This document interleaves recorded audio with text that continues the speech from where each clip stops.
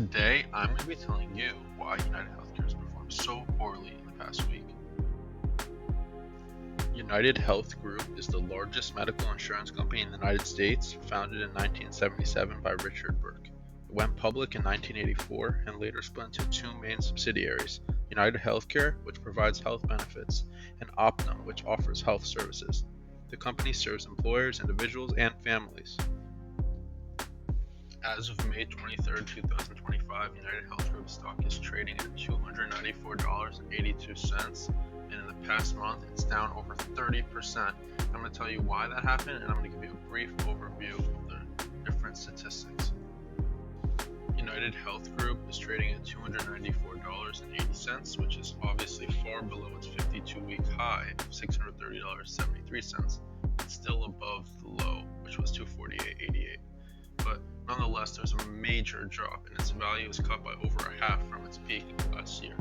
So the market cap is currently $267 billion, which is of course the largest health insurer in the US, and the PE ratio of 12.34 is relatively cheap for the size of company that it is, meaning that investors should be looking at future growth and seeing that it may be undervalued. The dividend of 2.85% obviously is a lot of income for shareholders, especially during a volatile stock. And UnitedHealthcare is going to be looking like a very strong company based on its financials. If you take a look at their chart, you can see that the revenue has been very, very steady since the past few years. So that's just the general trend of UnitedHealthcare. So here's just a quick look at their quarter one 2025 income. So revenue, they have $109.6 billion, which is an increase year over year. It's mostly due to their premiums, which is $86.5 billion. They have a lot of expenses at $103.8 billion, mostly medical costs. And then this gets them at a net income of about $6.58 billion after some taxes. Now that I've told you all that, let's quickly get into all the factors that have caused this massive loss in price. This all starts in late 2024 on December 4th when CEO of UnitedHealthcare Brian Thompson was fatally shot in New York by killer Luigi Mangione. He was pronounced dead at 7:12 a.m. and he had to be transported to Mount Sinai West Hospital. So this was really the start of all of UnitedHealthcare's publicity issues, especially when the famous saying, deny, defend, and depose started going mainstream and popular against the company.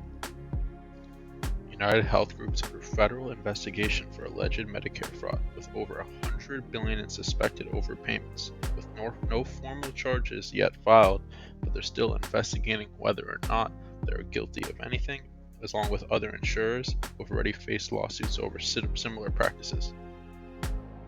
On May 13, 2025, Andrew Whitty has stepped down as CEO of UnitedHealth Group for personal reasons.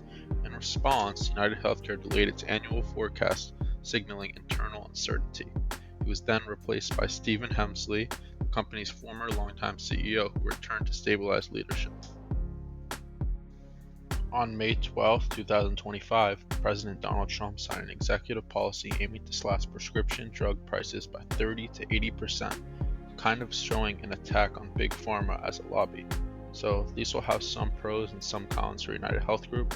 Starting with the pros, this will lower drug prices and cut a lot of their costs, which makes up most of their costs as shown before. So they will have better margins, but there's some cons that maybe the demand for insurance could drop given that insurance might not be as needed. Many people will question if the policy can actually be enforced given that there's going to be a lot of pushback legally and there's going to be a lot of real world impact.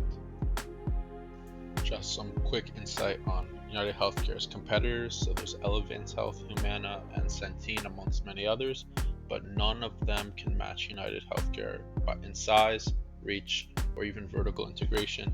While they may have some influence in this space, they're not nearly as much as UnitedHealth Group. UnitedHealth Group appears undervalued and underappreciated in today's market, despite the massive declines in stock price, and the earnings have been pretty stable, with the PE ratio of 12 being pretty low for a company of its size. I think it's extremely oversold, and there's clearly a lot of confidence within the company, with Stephen Hemsley, the former CEO, that's now reinstated, buying $25 million in stock, with other insiders following. As well, they still have some issues like 400,000 employees, which is possibly way too large, but it still shows that they have a lot of support in their company and they can easily make a huge return. Some Twitter and investor sentiment, we see Jeremy saying that there may be a short-term trade option for UnitedHealthcare, but overall it's showing patterns that are kind of signaling a mess, similar to Boeing's prolonged issues. Dividend Dude says the earnings are at a cheap multiple. This may be a sign of a good buy, while Bill Ackman, the CEO of Pershing Square, who's a huge player in the space, said that there's a lot of concern over the ongoing investigation, which is rightfully so, and trading this stock would be incredibly risky and it does not come for no reason. UNH is clearly undervalued and it's got a reason, so proceed with extreme caution. There's a reason that this company is undervalued right now, but there can be a lot of profit being made. It's going short and long. You have to remember the reputational risk and damage the company is at, especially given all of the recent headlines and the fact that it's kind of being seen as the face of insurance, which is not really a good thing in its current state.